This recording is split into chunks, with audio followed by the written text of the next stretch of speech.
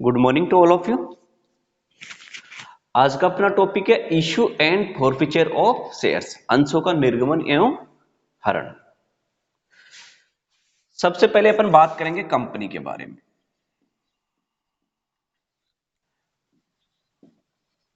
क्या होती है कंपनी? कंपनी अधिनियम 2013 की धारा 2 की उपधारा 20 के अनुसार कंपनी से आज से इस अधिनियम के अंतर्गत या किसी पूर्व के किसी कंपनी अधिनियम के अंतर्गत एक सम्मिलित कंपनी से है। ठीक है, यानी कंपनी का मतलब क्या होता है कि कंपनी एक कानून के द्वारा बनाया गया एक कृत्रिम व्यक्ति है। क्या है? एक कृत्रिम व्यक्ति, विधान के द्वारा निर्मित कृत्रिम व्यक्ति है।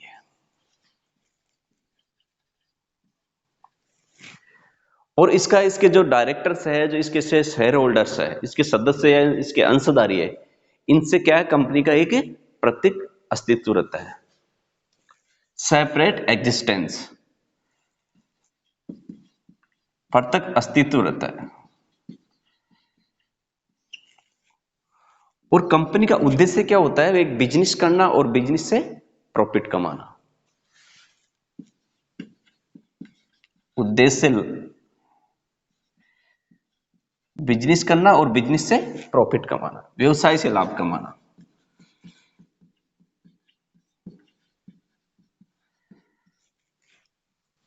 ठीक है, और इसकी एक सार्व मुद्रा होती है। ठीक है, यानी कानून के द्वारा बनाया गया कृत्रिम व्यक्ति है, पृथक अस्तित्व रहता है और इसका उद्देश्य बिजनेस से लाभ कमाना है और इसकी एक सार्व मुद्रा होती है। अतः कंपनी से आज से कंपनी अधिनियम के अंतर्गत एक सम्मिलित कंपनी से है, जो विधान के द्वारा निर्मित एक कृत्रिम व्यक्ति है, जिसका उसके सदस्य और अंशधार से पृथक अस्तित्व है तथा सतत उत्तराधिकार है, और जिसका निर्माण व्यवसाय से लाभ अर्जित करने हेतु होता है और जिसकी एक सार मुद्रा होती है। ठीक है, अब कंपनी का रजिस्ट्रेशन होने के बाद में कंपनी को क्या कि कैपिटल की जरूरत पड़ती है, पूंजी की जरूरत पड़ती है। मान लेते हैं कंपनी है, उसको 5 लाख रुपए कैपिटल की जरूरत पड़ी। शुरू कंपनी स्टार्ट की, उस समय 5 लाख रुपए बिजनेस करने के लिए 5 लाख रुपए कैपिटल की जरूरत पड़ी। अब कंपनी क्या करेगी? इसको मार्केट से पैसा इकट्ठा करेगी, तो वह क्या करेगी? इसके लिए शेयर इशू करेगी। मान लेते हैं कंपनी यहां पर 5000 शेयर इशू करती है। इसका मतलब एक शेयर की वैल्यू कितनी है? 100 रुपए। कंपनी 5000 शेयर इशू करती है, एक शेयर की वैल्यू है 100 रुपए। अब मान लेते एक शेयर होल्डर है, एक व्यक्ति है ए, इसने क्या कि कंपनी के 1000 शेयर ले लिए, 1000 शेयर ले लिए। ठीक है, बी दूसरा व्यक्ति, इसने 2000 शेयर ले लिए। सी एक व्यक्ति है, इसने 1500 शेयर ले लिए। और डी एक और व्यक्ति, इसने कितने ले लिए? 3, 4.5, 500।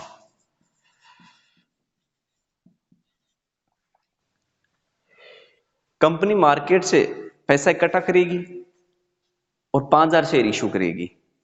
तो ए ने 1000 शेयर ले लिए, बी ने 2000 शेयर ले लिए, सी ने 1500 शेयर ले लिए और डी ने 500 शेयर ले लिए। ठीक है, इस प्रकार कंपनी कैपिटल इकट्ठा करेगी। अब बात करते हैं शेयर्स की, बात करते हैं शेयर क्या होते हैं, अंश क्या होते हैं। शेयर्स, अंश क्या होता है? कंपनी की कैपिटल छोटी छोटी इकाई है, छोटे छोटे टुकड़ों में विभाजित होती है, तो वो प्रत्येक टुकड़ा क्या कहलाएगा? अंश कहलाएगा, शेयर कहलाएगा। यहां पर ये देखो, ए एक व्यक्ति है, इसने 1000 शेयर लिए। ठीक है, तो ये शेयर एक टुकड़ा हो गया पूरी कैपिटल का, तो इन एक यूनिट हो गई, तो इस टुकड़े को क्या कहेंगे? शेयर कहेंगे, अंश कहेंगे। अब जैसे मान लो इसने एक व्यक्ति, इसने 1000 शेयर लिए। ठीक है, इस प्रकार बी ने भी कुछ शेयर 2000 शेयर लिए, सी ने 1500 लिए और डी ने 500 शेयर लिए। तो ये क्या हो गए? कंपनी के शेयर होल्डर्स हो गए। यानी इन्होंने पूंजी लगाई कंपनी के अंदर और ये कंपनी के अंशधारी बन गए। ठीक है, अब बात करते हैं शेयर्स के बारे में, पढ़ते हैं कितने प्रकार के होते हैं शेयर्स। अंश, अंश दो प्रकार के होते हैं, एक तो होते हैं प्रेफरेंस शेयर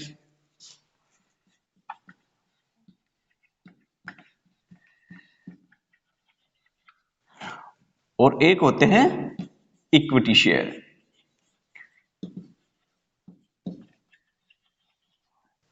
प्रेफरेंस शेयर और इक्विटी शेयर हिंदी में हो जाएंगे अधिमान अंश। प्रेफरेंस शेयर को कहेंगे अधिमान अंश या पूर्वाधिकार अंश, पूर्वाधिकार अंश भी कहते हैं।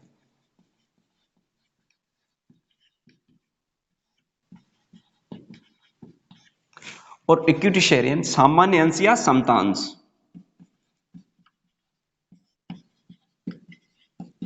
समता अंश,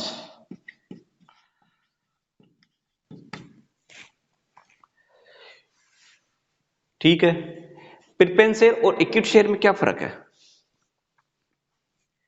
क्या होता है कि प्रेफरेंस शेयर वह शेयर होता है जिसको इक्विटी शेयर से, इक्विटी, इसमें इतना डिफरेंस है कि प्रेफरेंस शेयर को दो राइट होते हैं, इक्विटी शेयर के बजाय प्रेफरेंस शेयर को दो राइट होते हैं। कौन कौन से? पहला राइट तो प्रेफरेंस शेयर को यह होता है कि इक्विटी शेयर से पहले लाभांश प्राप्त करने का अधिकार, यानी जब कंपनी को प्रॉफिट होता है लास्ट में, और प्रॉफिट कंपनी जब डिविडेंड के रूप में अपने शेयर होल्डर्स में प्रोवाइड करवाती, उनको देती है, लाभांश देती है, तो क्या होता है कि प्रेफरेंस शेयर अधिमान अंशों को एक सामान्य अंशों से पहले लाभांश प्राप्त करने का अधिकार होता है। Right to receive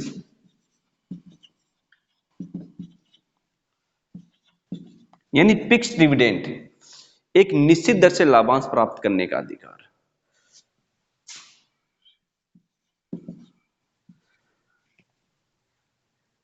fixed rate dividend, निश्चित दर से लाभांश प्राप्त करने का अधिकार।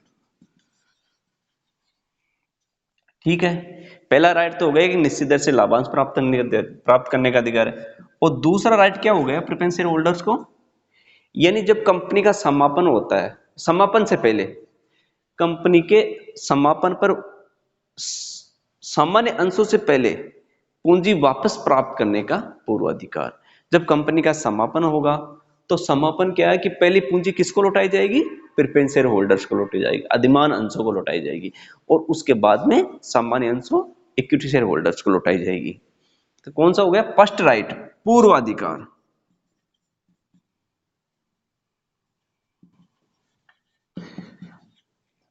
First right to receive capital, पूंजी प्राप्त करने का प्रथम अधिकार। ठीक है, यानी जिस शेयर होल्डर्स को दो राइट होते हैं वो हो जाएंगे प्रेफरेंस शेयर होल्डर, और जिनको ये दो राइट नहीं है वो हो जाएंगे इक्विटी शेयर होल्डर्स। ठीक है, अब ये देखेंगे प्रेफरेंस शेयर कितने प्रकार के होते हैं।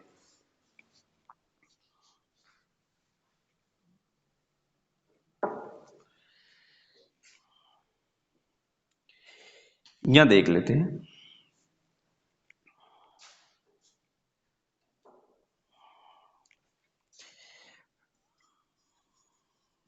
टाइप्स ऑफ प्रेफरेंस शेयर,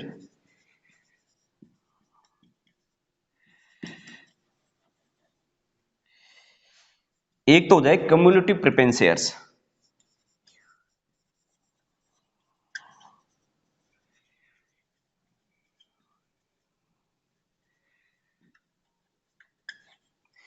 संचयी अधिमान अंश,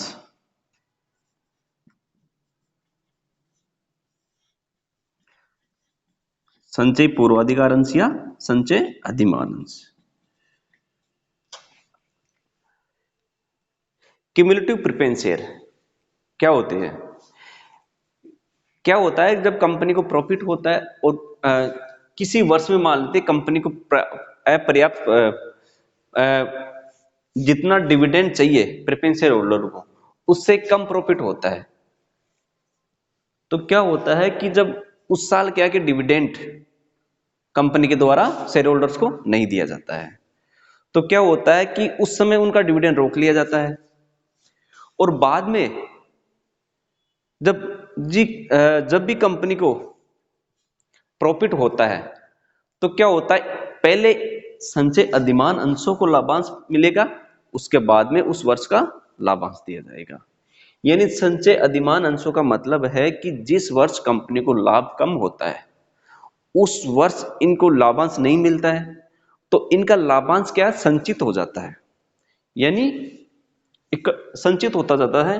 और जब कंपनी को प्रॉफिट होता है तो उस समय कंपनी क्या है कि डिविडेंड बांटती है। तो पहले क्या होगा कि जो पुराना जो डिविडेंड है संचय अधिमान अंशों को दिया जाएगा, उसके बाद में उस वर्ष का अगर प्रॉफिट बचता है तो उसके बाद में उस वर्ष का डिविडेंड दिया जाएगा। तो ये होता है संचय अधिमान अंश। ठीक है। अब एक होता है असंचय अधिमान अंश।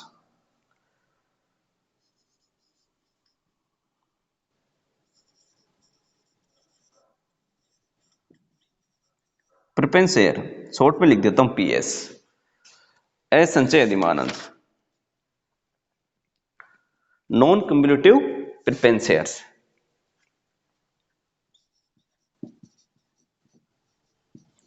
असंचय अधिमान अंश,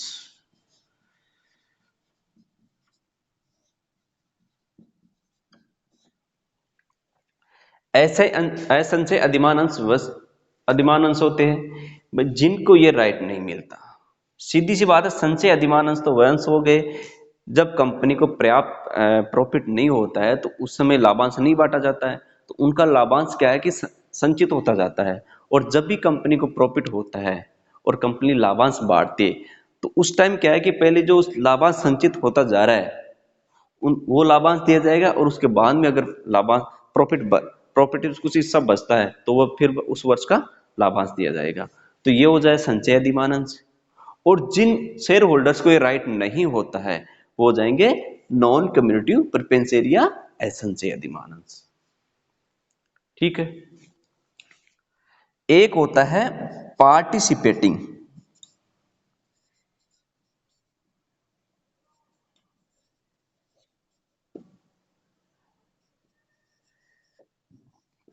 पार्टिसिपेटिंग प्रेफरेंस शेयर, अवशिष्ट भागी साइड, अवशिष्ट भागी अधिमान अंश।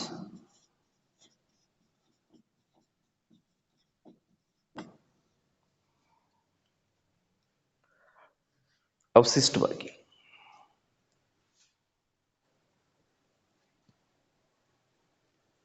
हाँ अवशिष्ट भागी अधिमान अंश। पार्टिसिपेटिंग प्रेफरेंस शेयर वैसे प्रेफरेंस शेयर होते हैं कि उनको एक निश्चित दर से लाभांश तो मिलता ही है, उसके बाद में क्या है कि इनको निश्चित दर से लाभांश दिए जाने के बाद में फिर क्या है कि इक्विटी शेयर होल्डर्स को लाभांश दिया जाता है। और इक्विटी शेयर होल्डर्स को लाभांश देने के बाद भी यदि कोई लाभ बचता है तो फिर इनको दोबारा से लाभांश प्राप्त करने का अधिकार होता है। ये होते हैं पार्टिसिपेटिंग प्रेफरेंस शेयर या अवशिष्ट भागी अधिमान अंश। एक है नॉन पार्टिसिपेटिंग,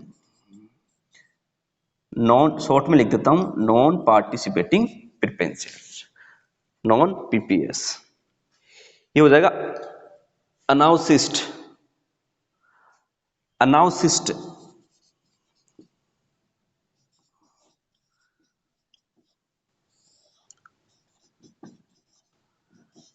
अनावशिष्ट भागी प्रेफरेंस शेयर अधिमान अंश।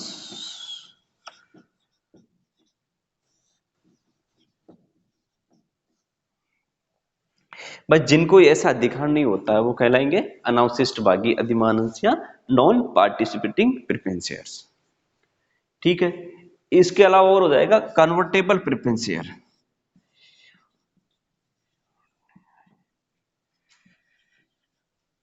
कन्वर्टेबल प्रेफरेंस शेयर, परिवर्तनीय अधिमान अंश। परिवर्तनीय अधिमान अंश।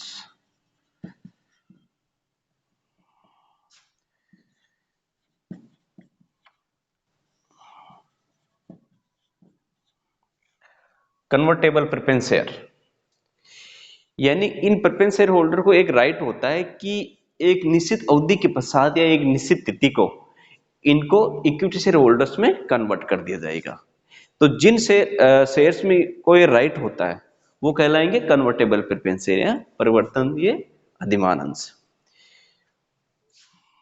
एक हो जाएगा नॉन कन्वर्टेबल प्रेफरेंस शेयर। भाई जिन अंशों को ऐसा कोई अधिकार नहीं होता है कि उनको बाद में इक्विटी शेयर होल्डर्स में ट्रांसफर उसको कन्वर्ट कर दिया जाएगा, तो ऐसा जिन शेयर होल्डर्स को कोई राइट नहीं होता तो वो कहलाएंगे नॉन कन्वर्टेबल प्रेफरेंस शेयर्स। एक हो जाएगा इसके अलावा रिडीमेबल,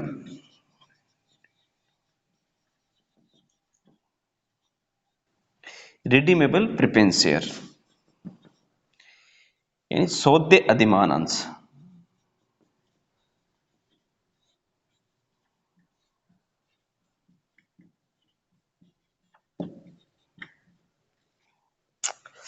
रिडीमेबल प्रेफरेंस शेयर यानी क्या होता है, कंपनी के जीवन काल में एक निश्चित अवधि के पश्चात, कंपनी के समापन से पूर्व एक निश्चित अवधि के पश्चात इनको शोधन यानी इनका शोधन कर दिया जाएगा। यानी कंपनी के समापन से पहले जिन अधिमान अंशों का शोधन कर दिया जाएगा वो कहलाएंगे शोधनीय अधिमान अंश। ठीक है। और दूसरा हो जाएगा इरिडीमेबल,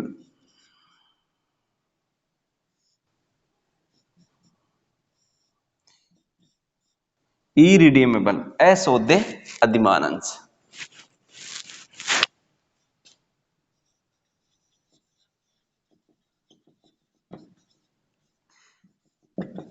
अशोध्य शॉर्ट में लिख देता हूं, अशोध्य अधिमान अंश। अधिमान शॉर्ट में लिख देता हूं अधिमान अंश। इरिडीमेबल प्रेफरेंस शेयर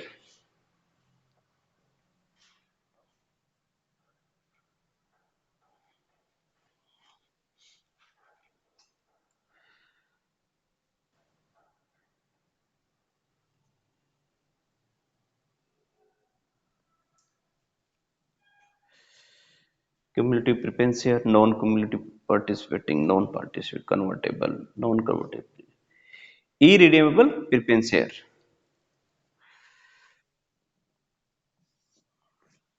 अशोध्य अधिमान अंश। इसके अलावा हो जाएगा संचयी परिवर्तनीय अधिमान अंश, क्यूमुलेटिव कन्वर्टेबल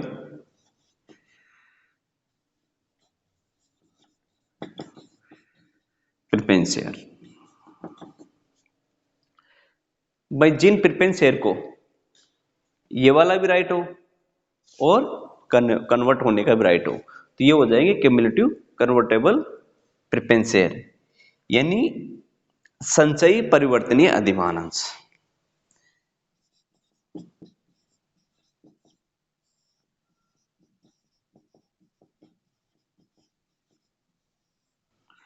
परिवर्तनीय अधिमान